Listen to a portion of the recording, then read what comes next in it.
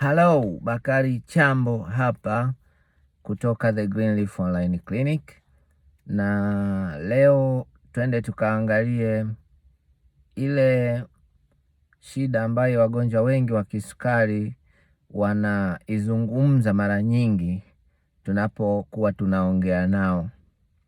Wengi wana shida kwenye kujua aina za vyakula wanavyotakiwa kula. Sasa unakuta mwingine anakuambia nipe orodha ya chakula, nipe mpangilio wa vyakula.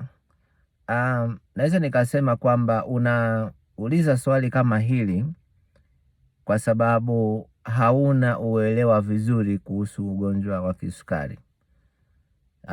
Unachotakiwa kujua ni kwamba hauhitaji orodha ya vyakula. Yaani unachohitaji hasa msaada kwa ajili yako si kupewa orodha ya vyakula au kupewa kitabu kilichoandikwa kuelezea vyakula gani unahitaji kula, bali unahitaji usimamizi wa kuelekeza ule chakula gani wakati gani kwa muda yani kwa muda gani. Nikisema kwa muda gani, kuanzia kama ni mwezi mmoja au miezi miwili au miezi mitatu na kadhalika na kadhalika. Kwa nini? Kwa sababu kupewa orodha tu, hata hospitali wanatoa listi ya vyakula vyenye glycemic index ndogo, hata hospitali wanatoa. Lakini katika wagonjwa ambao tumekuwa tukiwasiliana nao, hawapati msaada ule ambao ni endelevu kwa kufuata tu listi ya vyakula, kwa sababu kufuata mpangilio wa vyakula kuna mambo mengi ya kisaikolojia yanatakiwa yawepo.